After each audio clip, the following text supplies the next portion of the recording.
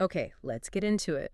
We're diving into James chapter 3 today, Hmm. and it really jumps right into two big things, doesn't it? The power of our words, like how challenging that is. Absolutely. The tongue. Yeah, the tongue. And then this contrast between what real wisdom looks like versus, well, something else. Earthly wisdom, as it calls it. Exactly.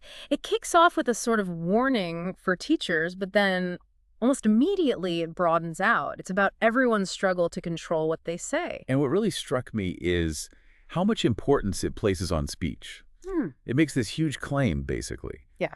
If you manage never to stumble in what you say, Yeah. then you're considered perfect, able to control your whole self. It's like speech is the ultimate measure of self-control. Wow, okay. So no pressure then. Right. And it uses these really great analogies to make the point about how much power this small thing has, like the bit in a horse's mouth.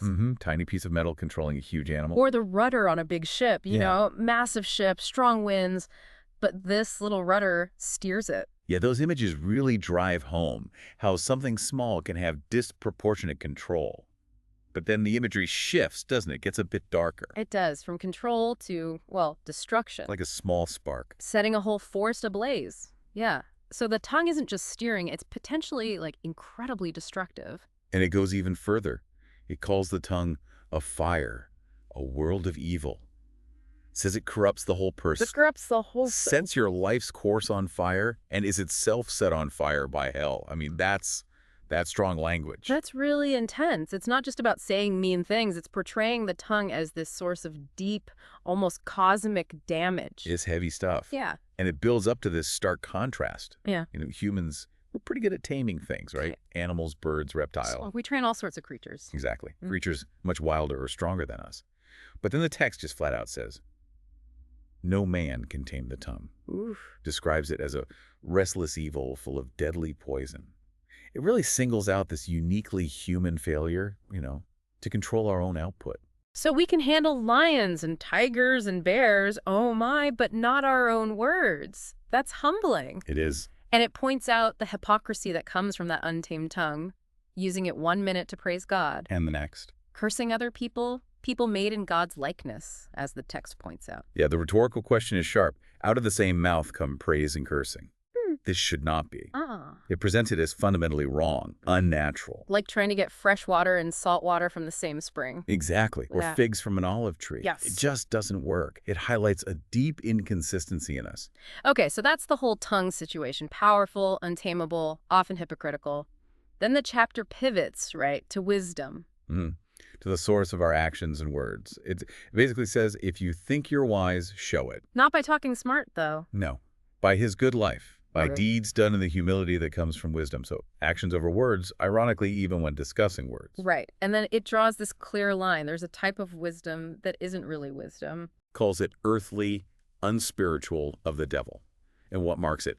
Bitter envy and selfish ambition in your heart. Ouch. So that kind of internal state? Where that exists, the text says you find disorder in every evil practice. It directly links those internal motives to external chaos. That competitive drive, always wanting to be on top. The text basically says that's the root of problems, not true wisdom. Pretty much. Yeah. But then it offers the alternative, Yeah. wisdom that comes from heaven. And what does that look like? Well, it lists qualities. Oh. First of all, pure, then peace-loving, considerate, submissive, full of mercy and good fruit, impartial and sincere. A little bit different vibe. Pure, peace-loving, considerate. Yeah, a stark contrast. And this heavenly wisdom, it's not just a state of being. It leads somewhere. It has an outcome. Which is? Peacemakers who sow in peace raise a harvest of righteousness. So the fruit it produces is peace and right relationships. It really makes you stop and think, doesn't it? Yeah. About the fire potential in our words, and then these two very different kinds of wisdom driving us. When you hear these descriptions, what kind of resonates most with you, just based on, life? It definitely makes you examine both what you say and, maybe more importantly, why you're saying it. Yeah. What's underneath. Absolutely, that internal source. Yeah. So, okay, we've covered this immense power of words, fire, poison, the untamed aspect, and contrasted the earthly wisdom that breeds chaos with the heavenly wisdom that cultivates peace.